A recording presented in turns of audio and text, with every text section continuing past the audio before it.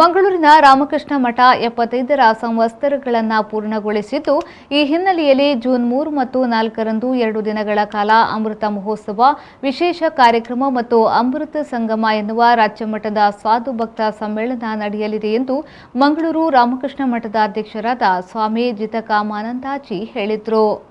ಅವರು ಮಂಗಳೂರಿನ ರಾಮಕೃಷ್ಣ ಮಠದಲ್ಲಿ ಮಾಧ್ಯಮಗೋಷ್ಠಿ ನಡೆಸಿ ಮಾತನಾಡಿ, ಜೂನ್ 3 ಮತ್ತು 4ರಂದು 2 ದಿನಗಳ ಕಾಲ ಅಮೃತ ಮಹೋತ್ಸವ, ವಿಶೇಷ ಕಾರ್ಯಕ್ರಮ ಮತ್ತು ಅಮೃತ ಸಂಗಮ ಎನ್ನುವ ರಾಜ್ಯ ಮಟ್ಟದ ಸಾಧು ಭಕ್ತ ಸಮ್ಮೇಳನ ಹಮ್ಮಿಕೊಂಡಿದ್ದೇವೆ. ಇದರಲ್ಲಿ ಮುಖ್ಯಮಂತ್ರಿ ಬಸವರಾಜ ಬೊಮ್ಮಾಯಿ ಸೇರಿದಂತೆ ಅನೇಕ ಗಣ್ಯಾತಿ ಗಣ್ಯರು ಭಾಗವಹಿಸಲಿದ್ದಾರೆ. ಅಲ್ಲದೆ ಮಠದ ನೂತನ ಪ್ರವೇಶದ್ವಾರ ಮತ್ತು ನೂತನ ಕಟ್ಟಡದ ಲೋಕಾರ್ಪಣೆಯನ್ನ ಮಾಡಲಾಗುತ್ತದೆ ಎಂದು ಕಾರ್ಯಕ್ರಮದ ಸಂಪೂರ್ಣ ಮಾಹಿತಿಯನ್ನ ನೀಡಿದರು. ಅಮೃತ ಮಹೋತ್ಸವ ಎನ್ನುವ ಒಂದು 2 ದಿವಸದ ವಿಶೇಷ ಕಾರ್ಯಕ್ರಮವನ್ನು ನಾವು ಏರ್ಪಾಡು ಮಾಡಿದ್ದೀವಿ.